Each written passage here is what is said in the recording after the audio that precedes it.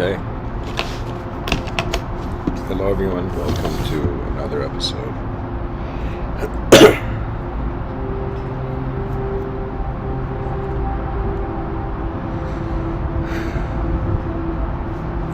Today I went for a walk. Sat on the grass and wondered about the future of our species. And then I thought about how many different types of human beings will be born, and how many different styles of just human behavior will happen on this planet. And then I thought about, in some sense, their collective result and their individual result. And it is, I guess, fair to say that the species, it's not that it's like going to find a strategy where all its problems go away. Really, what the human being has control over is the context, is in the interpretation of the context to the concept they're being. What does this mean? It means that if, let's say, you're a person, you're in a tough point in your life, and so you see you can't change the outer realm circumstances, but you can change your attitude, and the attitude changes when the context changes. And so really, if we were to just for a second look at history as this sort of human pop-up machine, it's as if the earth is manufacturing human life, or the universe is manufacturing. It's as if the universe is a huge production company of consciousness.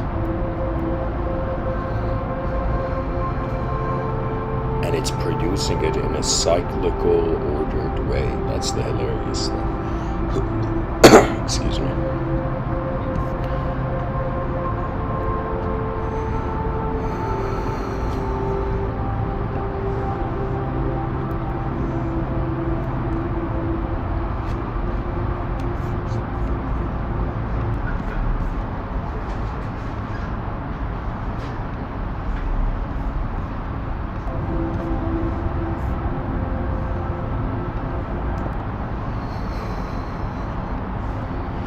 So, pretty much this attitude where what's going to happen to all these human beings that are going to come and go. And even another metaphor can be used, this earth is like a travel, agency, or in some sense, earth is like a hotel, right? And we are travelers here. Like, I feel a whole sort of metaphysical, hilarious religious system can arise from just hotel earth. We're travelers, that have manifested in the world. So anyways, the idea goes that, current population is getting close to 8 billion. And there's going to be so many human beings, and the grand victory of the human species is that we continue to exist, we survive. But why do we want to survive? Because we want to express the human algorithm all over the cosmogonites.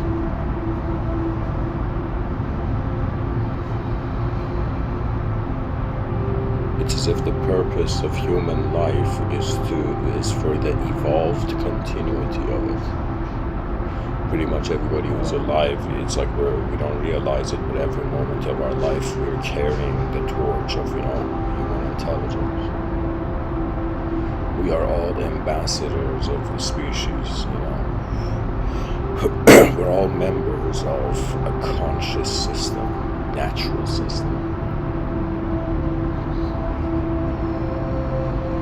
So eventually, I shouldn't say eventually, but inevitably, there's going to be so many different types of human psychologies, and there requires to be a civilization built for this that can adjust to all of it. Right now, if somebody was like Mr.Within, this current civilization, where in your other talks you call civilization 1.0, it's like, what do you see, like the problems to it? I would say the inefficiency of our modern times is that our modernity is a sham. What it is that we are hiding in the past, you know. Really, you look at the educational system of a species and you could completely get the sense how, you know, how much the species feels like, you know, it deserves more or not, right? The educational system is teaching the past, and in some sense it's trying to get, you know, the students of the here and now, you know, inside how the past looked at the world. But the whole motive of the educational system should be to create explorers. You know, as I will go on explaining, you'll see why this is the ultimate. That means really to build an advanced civilization that accompanies all human potential psychologies, and, you know, it's like, where do problems arise? They arise in regards to what is, like, what sort of wind is trying to make the light of the human species go out.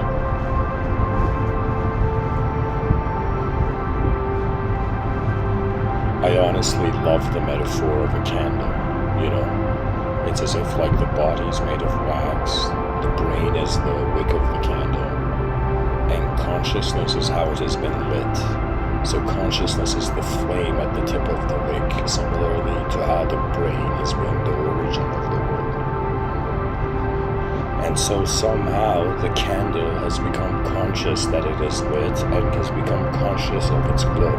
What we call the idea of the world is the glow of, let's say, consciousness.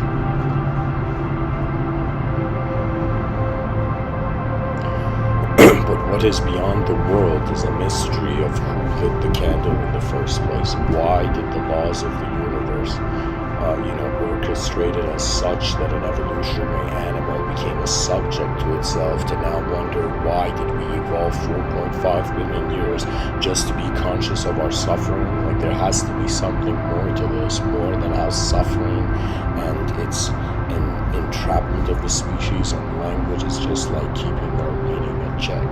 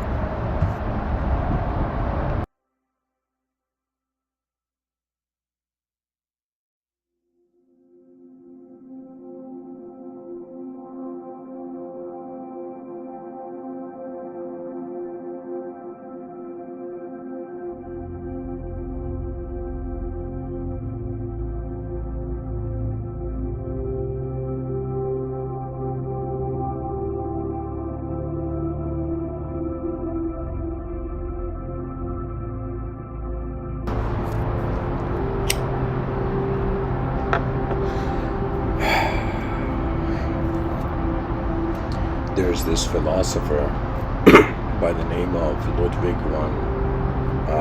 Wittgenstein, and Wittgenstein, I think I'm getting the name right. Pretty much Wittgenstein has this quote where he says, the limits of my language are the limits of my world. Really, the human experience is not that we're just experiencing ourselves as an object, it is how the objective sensory perception instantaneously translates into a subjective narrative. And so the idea is that the moment human beings recognize they're an object with an ending, the significance of how far the subjective realms can go arise. Pretty much, it's as if, like, let's say somebody was pursuing the honorable path, let's say the noble path of the pure intellect, and it's as if after some point, why are we measuring an infinite world? The questions pretty much evolve in accordance to the questioner. Life is pretty much the concepts, direct concepts are changing, or the indirect context changes.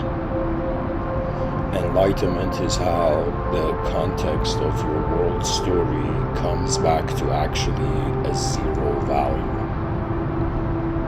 It's pretty much every person who has an identity. When Ludwig Wittgenstein says the limits of my language are the limits of my world, pretty much it's our subjective domain of consciousness, similar to how our attention identifies with being a biological body. Simultaneously, it's identifying with being a symbol. It's like an outer, object made of the periodic table and a sort of inner image of an identity. Like, it's hilarious, this whole time we've been like right now I'm touching this table and saying it's real, but the idea of me is a subject. We are a subject disguised as an object, and the subject doesn't know what to do after. This is pretty much when mysticism begins. But anyways, there's going to be so many different psychologies of different human beings born on this planet. It's like history is unraveling, and we are history being live streamed, pretty much. We're the live streamed version of history right now. Technically, right now, as I'm speaking, history is being made. Why? Because that's how the world works. Every moment that is new, in some sense, leaves behind an imprint. So, I want to get the whole species fascinated by trying to wonder about potential collective problems like an outcome in the future and the resolution required to it.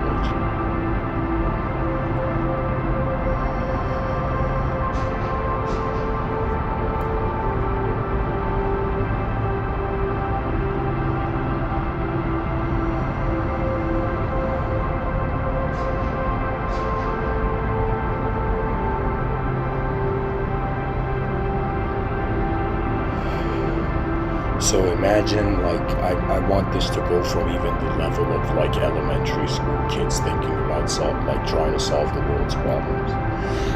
And so the way I perceive it is that, okay, first we gotta accept the world has problems. They say the first phase is acceptance, so the species has to accept it. It's living in a problematic way, right? The species is in self-denial. You believe that is the cultural framework of modernity. A species in self-denial. I might change the subtitle into that.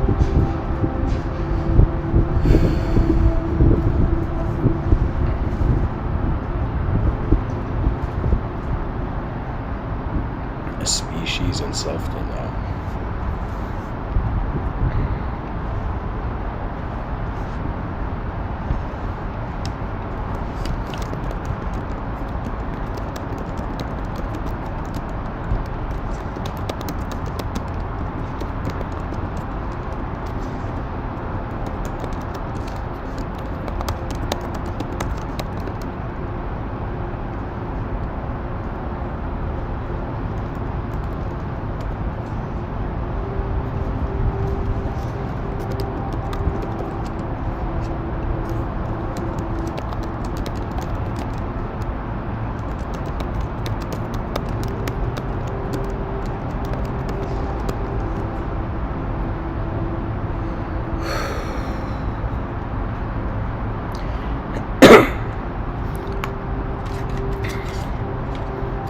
The beautiful thing about mortality is that it renders the psychology free from fear, because who has the time to fear?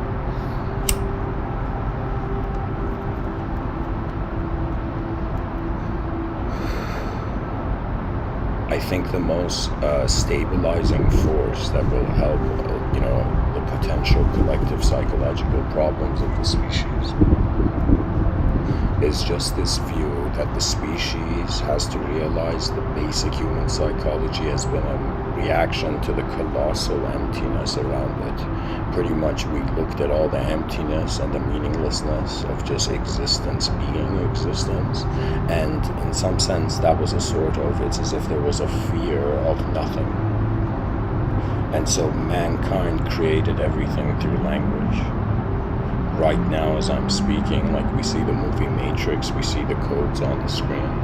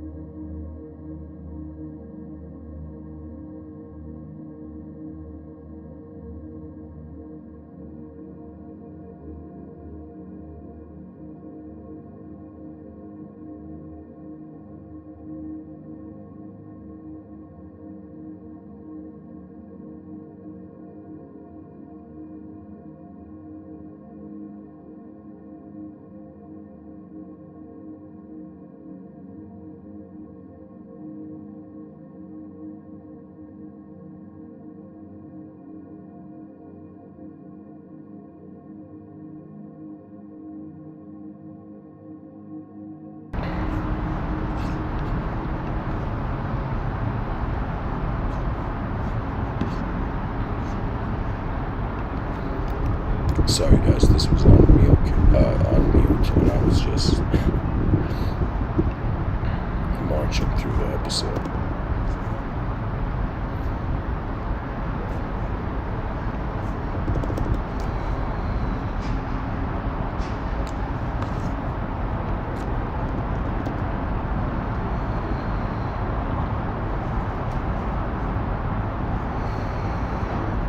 What can be said is that the lifetime requires to be used. The moment is an energetic event. Perception is an energetic event. The mysteries of energy take us into a consideration of it that it cannot be created or destroyed.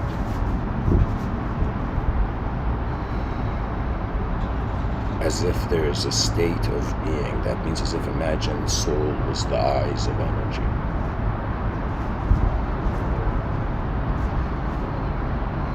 the pure presence of attention with phenomena. And we're actually, let's say, starting from a phenomenological event, and this unknown phenomenological event has a dimension of, let's say, where it's being in some sense an existential event and simultaneously being an experiential event. For example, me giving this podcast right now, it's as if there is an experiential event that's moving, and my outer realms is just a thought finding itself in alignment with it. It's as if like the true essence of creativity is rhythm catching, or I would say rhythm writing. It's as if like you suddenly discover that through focus, emotions arise.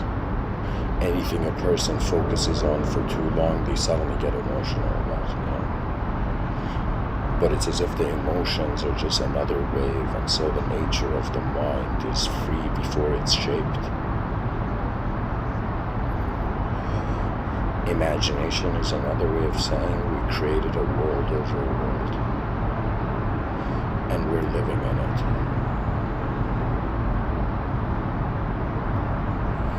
That means imagine like there's an existential event, existence is happening. Then something that has an ability to copy-paste this existence becomes its own experiential event.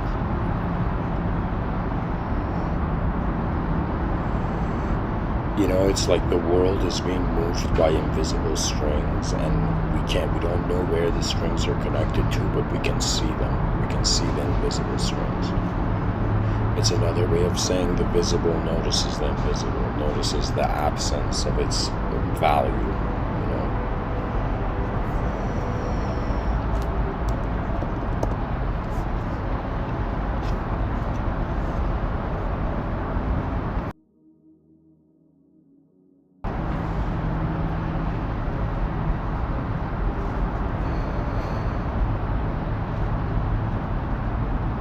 Pretty much the idea is that the acknowledgement ability of the human being has been increasing, and it's another way of saying we were a creature that had a hunger to be animate as a physical entity, as a physical moving creature. And the way the future is going, it's like an evolution of the real into the unreal,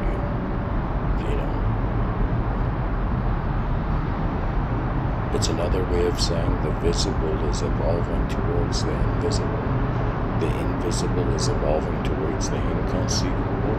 The inconceivable is timeless, therefore it cannot be storified. It becomes an unconditional truth. A truth that it doesn't matter what the shape of the moment is, that truth is. It's as if like space doesn't cry for, changing matter. That's the depth of it, right? That means it's all how attention has held itself. There could be a huge chance that this whole time we have been like this invisible gust of wind.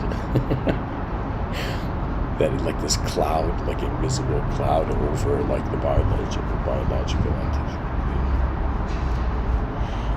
The idea is like the bizarreness of life is why is consciousness inside a game? Why is life, character customized? Like that's the biggest clue. It's as if like we're the artwork of greater dimensions and we don't know it.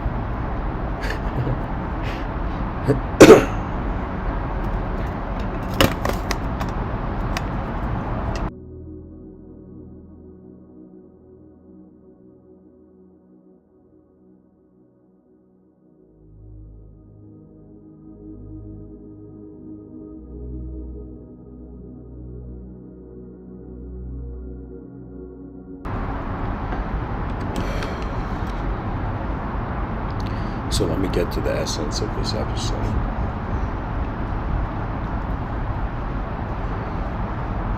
In the subtitle I've written, what does the future need?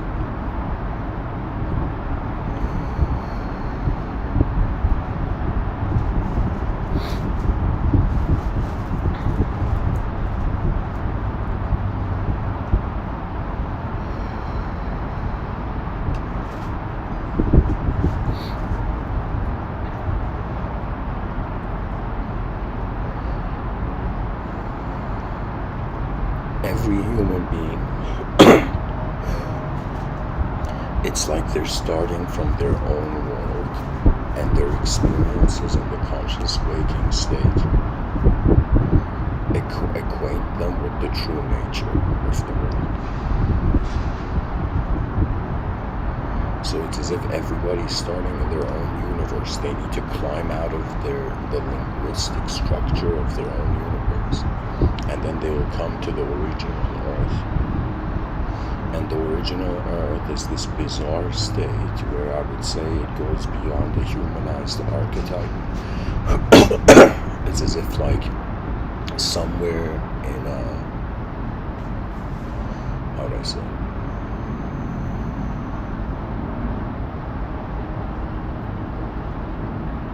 It's like in the middle of the human lifetime, before the human being died, they realized that then due to the nature of the mind not being an object, this whole time they have been their whole moments rather than the contents in it.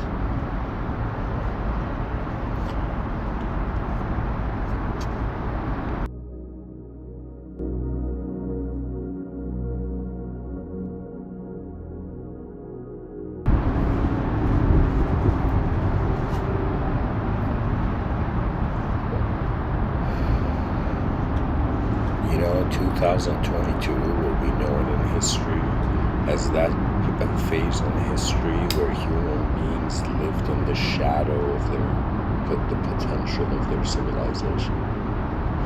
It's as if it depends on what dimensions the human being is holding for themselves, or in some sense, what is the ideological blueprint to the story that they are telling themselves that is them. So when you observe that, you begin to see what thoughts are. It's like a percentage of them are memory fragments, and the ones that move really fast, they are, think of it this way, you're an antenna picking up signals.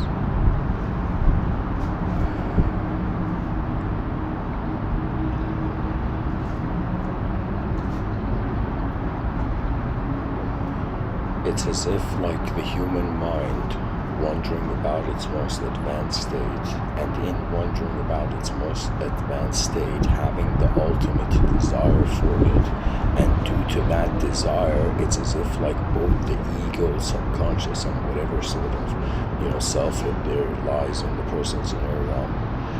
You know, some people, I remember I was at this house party and the host came and told everybody he had like 28 personalities or something. Like technically it was a crazy house party. But what I'm trying to say is like, it's like people's inner realms are kept differently, you know, and it's based on their actions, and it's also based on the type of feelings they have created. Let's say somebody is in a stressful mindset, even let's say somebody has stress, you know, I find that they should, in some sense, realize they should get rid of the intensity of their problems to be able to look at their problems by having a bigger picture, a bigger worldview. You know, imagine like a CEO being like shouting in a boardroom meeting. It's like, think bigger, bigger. We want bigger view, you know, bigger vision, right? And eventually you'll see the biggest vision is one where man becomes a sort of neutrality in that state, right? It's as if like we've been conditioned by duality. So it's another idea. It's like there was space. I call it the zero dimension, and then there was matter. Let's call that the one dimension, and then the matter, due to the forces of space, in some sense, was sculpted in a circle. So it's another way of saying we were like this singular mind of a sort of universal space, and then in some sense through conscious manifestation, it's as if like what the soul is like the soul is a light, and it's actually beaming out of the person's eyes, you know. It'd be poetic. It would be as if like, you know, imagine every person's eye color, like you couldn't see the eye because the light was going out of those eyes, you know. I'm pretty much trying to give this metaphor that through the observation of nature, the supremacy of thought is humbled. So I'm saying like it's pretty much the best step forward is for every person to begin to what would a multidimensional human being be? Like, whatever, if you're, whatever ideological system you have, wherever you are hearing me, just wonder about what is the possibility of multiple dimensions existing at the same time. You know, if you're a religious person, wonder about why God has created so many different dimensions of existence. You know, if you're a secular person, think about like what is the potential hidden geometry to this world that we've been missing out on. You see, for the secular mind, the greatest spirituality would be geometric. So I would say Plato's world of forms is like, I would say, accessible to the secular mind. Right? It's another way of saying like there's a geometrical dimension where every person's released from all let's say memories, you know, storytelling, and in some sense the person is just a purely geometrical event in the realm. So it's like the awareness, it's like your awareness is a space, there's 5 senses being received, and then each sense can be reobserved in your mind, and imagination can be fabricated. It's another way of saying the mind is using past versions of itself to create new ones, right? That's pretty much somebody who has a, you know, let's say, a wide imagination. It's as if they have cared for novelty. When you see that we're literally on a rock in the middle of nowhere and the whole species named everything, like that's the biggest clue that we don't know anything.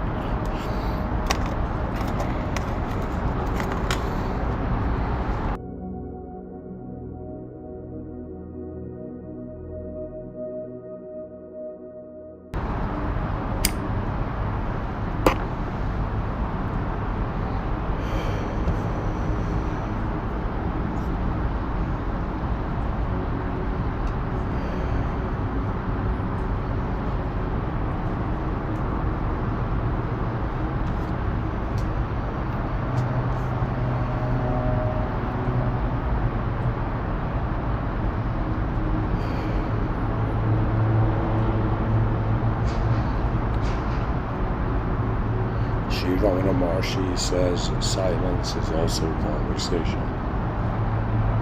When the human species begins to entertain a multidimensional archetype, it's like everything that you see in one dimension, pretty much basic arithmetic, can be applied to the imagination of the universe. What that means is how a person can see multiple universes, a person can see a universe being subtracted. You know, universes being added infinitely, right?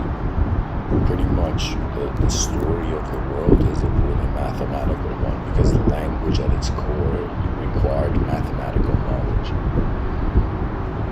That means before people could be capable to read, they had to know how to count. And that's the secret. All of linguistic systems, it has a sequence of like what ideas, what images are being overlaid. You know, imagine like kind of writing being equivalent to somebody with different spray paint cans. You know, it's like drawing different things at different times on the wall. Like it would be on, what I'm trying to tell you is that once you wonder about the possibility of multidimensionality through the contentment that the origin was simple, then the mind of man, it's like you start free. That means it's as if you start victorious. Because the start is not victorious, people are seeking truth to the end of their life. You know, imagine from an inferior story and ethos to human civilization, we go to a superior. You know, it's like evolution stopped when we reached the superior man or the advanced communicator.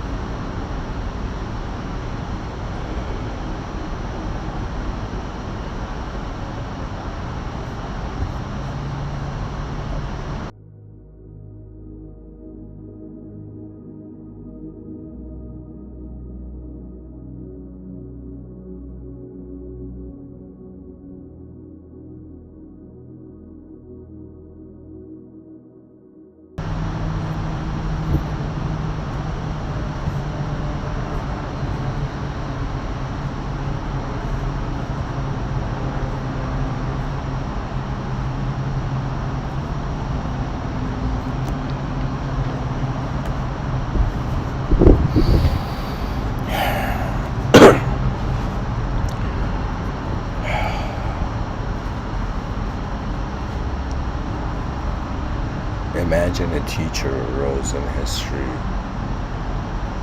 who was truly was actually an explorer in disguise of a teacher.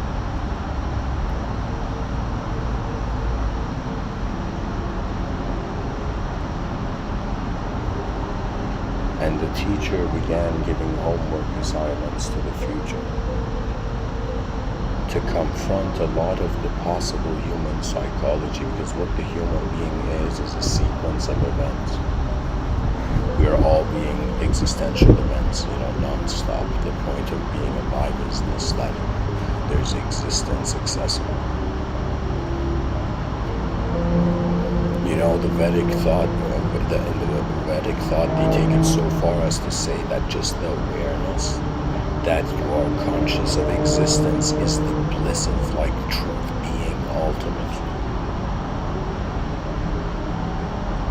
Lifetimes after lifetimes, the yogis have sought truth, It's like, as long as you're a character in an infinitely changing world, it's like, what else can you?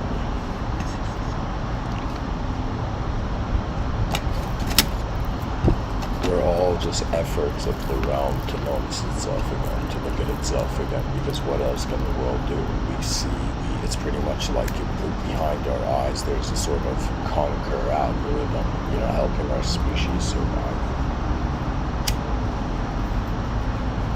And let's say what this conquer psychological algorithm is, so pretty much,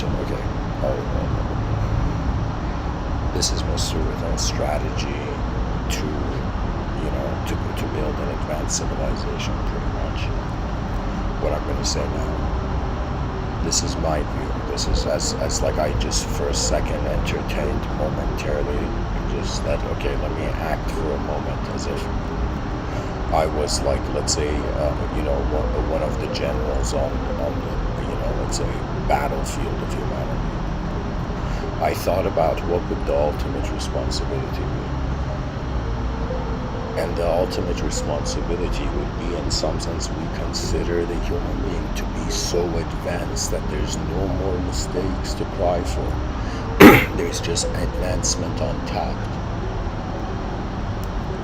In an advanced civilization, it would be pure honesty. Why? Because why does an advanced being need to be dishonest? It's advanced. It's the most advanced.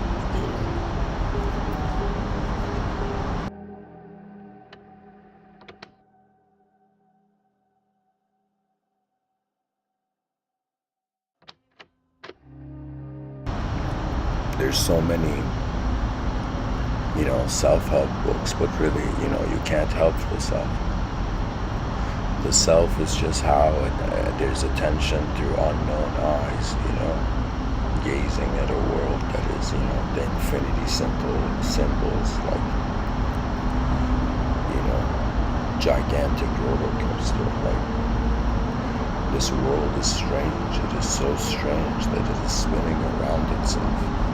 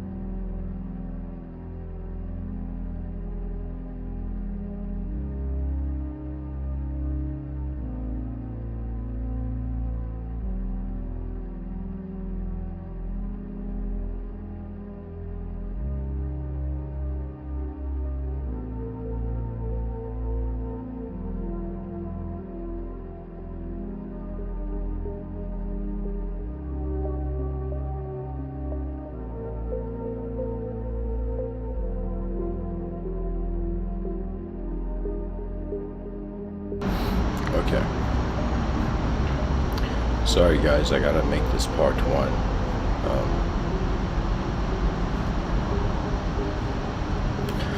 Well, let me see. I'll see if I can keep going.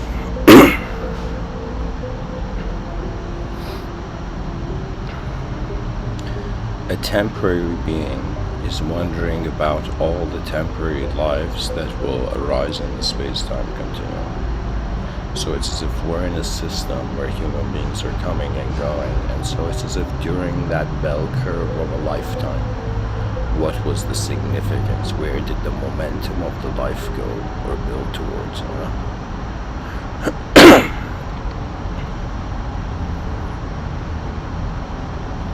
Certain psychological problems could be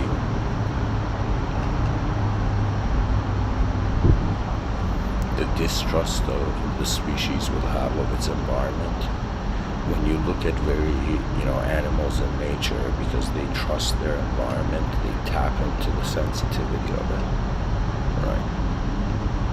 But when human beings don't distrust, they distrust their world. It's as if it's like the day was like, becomes hollow.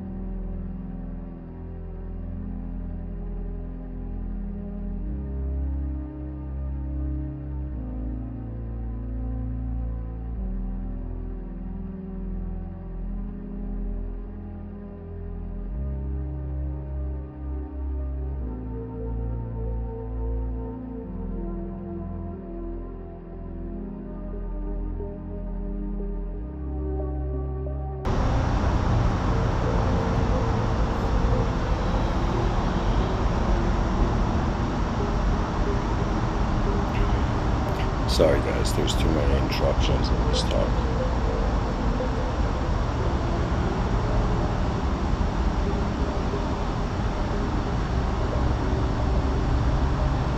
I guess, I'll make this part one. And I'll say the idea is that we get the species to wonder about how to solve its collective problems, and sometimes the answer could be very complex, but sometimes it could also be very simple. There could be a simple way where life could be lived in a way more advanced way.